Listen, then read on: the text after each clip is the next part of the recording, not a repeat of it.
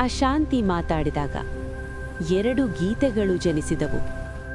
ಶಾಂತಿಯಲ್ಲಿ ಅಲ್ಲ, ಮೌನದಲ್ಲಿಯೂ ಅಲ್ಲ. ಯುದ್ಧ ಆರಂಭವಾಗಲು ಎಲ್ಲವೂ ಸಿದ್ಧವಾಗಿತ್ತು.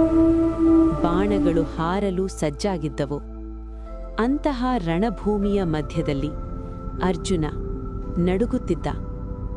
ಅಲ್ಲಿಯೇ ಭಗವದ್ಗೀತೆ ಕೃಷ್ಣನು ಅರ್ಜುನನಿಗೆ ಉಪದೇಶಿಸಿದನು. ಅದು ಯುದ್ಧದ ಬಗ್ಗೆ ಮಾತ್ರ ಅಲ್ಲ, ಅದು ಕರ್ತವ್ಯದ ಬಗ್ಗೆ.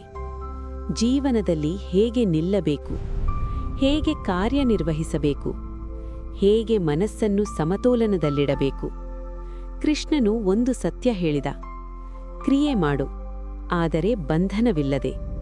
ನಿನ್ನ ಪಾತ್ರವನ್ನು ನಿಭಾಯಿಸು, ಆದರೆ ಒಳಗಿನ ಶಾಂತಿಯನ್ನು ಕಾಪಾಡು. ಮತ್ತೊಂದು ಸ್ಥಳದಲ್ಲಿ ರಾಜ ಜನಕನು ಮೌನವಾಗಿ ಚಿಂತಿಸುತ್ತಿದ್ದ.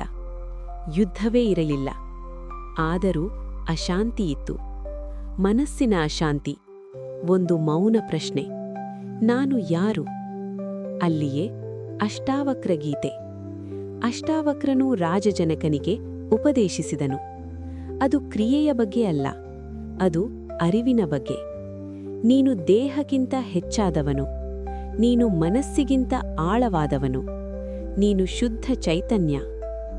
ಒಂದು ಗೀತೆ ಹೇಗೆ ನಿಂತು ಹೋರಾಡಬೇಕು ಎಂದು ಕಲಿಸುತ್ತದೆ.